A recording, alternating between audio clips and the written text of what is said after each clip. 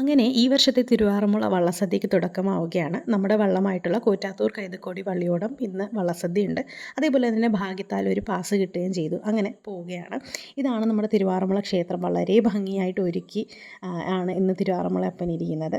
അപ്പം തിരുവാറന്മുള ശ്രീകൃഷ്ണ ക്ഷേത്രമാണ് ഈ കാണുന്നത്. അപ്പോൾ ഇന്ന് ഈ വള്ളസദ്യകൾ 9 എണ്ണം ഉണ്ട് നമ്മുടെ തിരുവാറന്മുള ക്ഷേത്രത്തിൽ. അപ്പം ഇങ്ങനെയാണ് വള്ളക്കാരെ നമ്മൾ അമ്പലത്തിലേക്ക് ആനയിച്ച് സ്വീകരിച്ച് കൊണ്ടുവരുന്നത്. കൊണ്ടുവന്നതിന് ശേഷം തിരുവാറന്മുളപ്പൻ്റെ മുന്നിൽ അവർ നമസ്കരിച്ച് വള്ളപ്പാട്ടൊക്കെ പാടി സ്തുതിക്കുന്ന ഒരു കാഴ്ചയാണിത്. ഇതിന് ശേഷമാണ് നമ്മൾ ആഹാരം കഴിക്കാനായിട്ട് ഊട്ടുപുരയിലേക്ക് പോകുന്നത്. അപ്പോൾ 60 തരം വളരെയധികം വിഭവങ്ങളാണ് അവിടെ ഒരുക്കിയിരിക്കുന്നത് തിരുവാറന്മുളയപ്പന് വേണ്ടിയിട്ട്.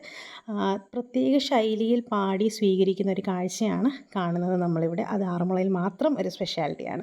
ഇനി ഞാനും വേദവും അത്യാവശ്യം ബുദ്ധിമുട്ടി തെള്ളുകൂടിയിട്ടാണെങ്കിലും കയറി പറ്റാൻ സാധിച്ചു. അതിനുശേഷം ഞങ്ങൾ ഓരോ കാര്യങ്ങളിങ്ങനെ ടേസ്റ്റ് ചെയ്ത് നോക്കുമായിരുന്നു. ഏതു അത്യാവശ്യം ഒരു സദ്യപ്രേമി ആയതുകൊണ്ട് ഞങ്ങൾ അങ്ങോട്ടും ഇങ്ങോട്ടൊക്കെ ഫുഡ് കഴിപ്പിച്ച് ടൈം പാസ് ചെയ്യുമായിരുന്നു.